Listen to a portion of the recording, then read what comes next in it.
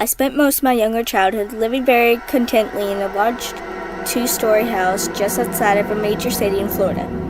My time here was relatively enjoyable, living with my two younger siblings, both a boy and a girl, and my widowed mother, all of whom were wonderful people. I currently exist at the age of 18, but my time is short, and soon I will no longer be watched.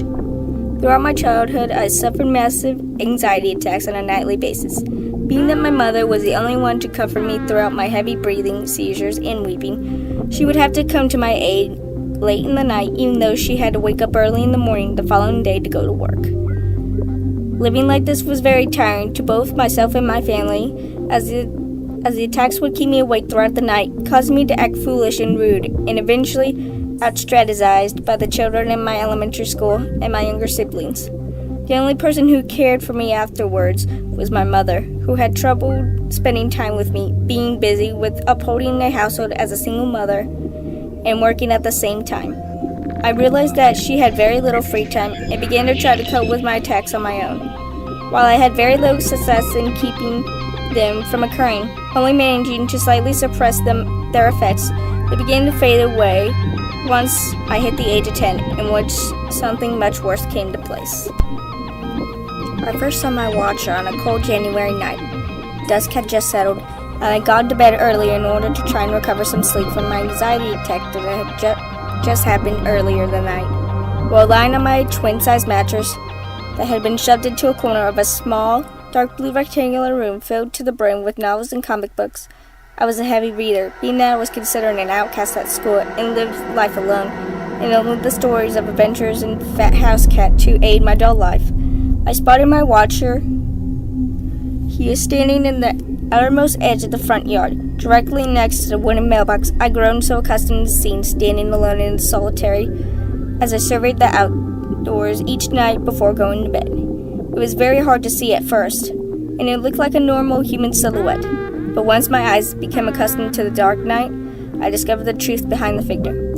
The watcher has no eyes, only a single socket in the middle of its face that mirrors into another world other than mine. Looking into its eyes is like looking to a reflection of death. The eyes not only watches me, but I feed the eye sphere as it stares at me.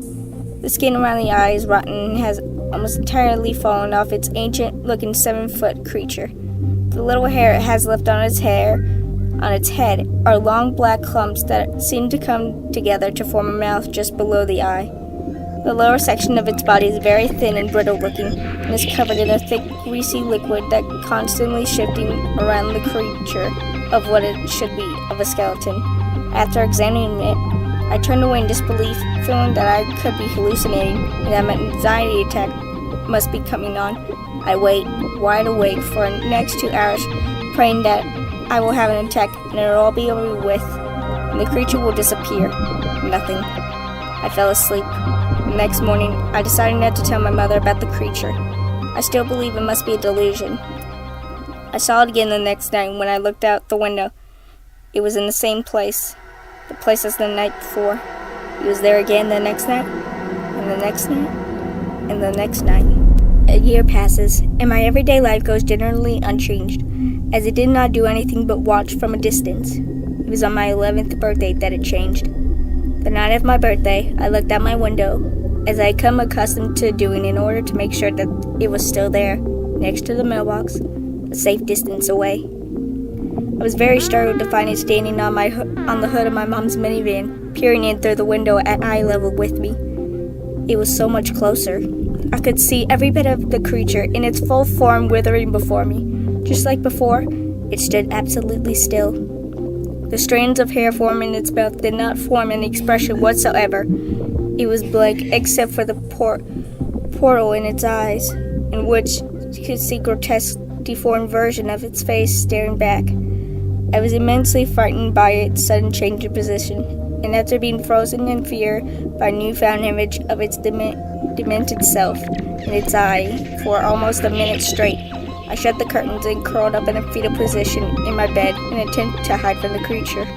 It began loudly stomping on the hood of the car at a very high tempo, and in a rhythmic fashion. I screamed for it to stop. It stopped, but only for a moment, before changing its dance. I tried to sleep with a loud, demonic banging ringing through my ears. It listens. I listen. This continues night after night for 5 years. I enjoy the tune of its stomping from outside the closed curtain window. It calmed me and put me to sleep each night. It was my 16th birthday, in which its pattern changed. It was crouched in the corner of my room, on the opposite side of where my bed laid. I walked into my room the night of my birthday to discover it. I was scared, but pretending not to notice in fear of it attacking me. I sensed hostility in its stare. I decided right then and there that I will only enter my room to sleep at night.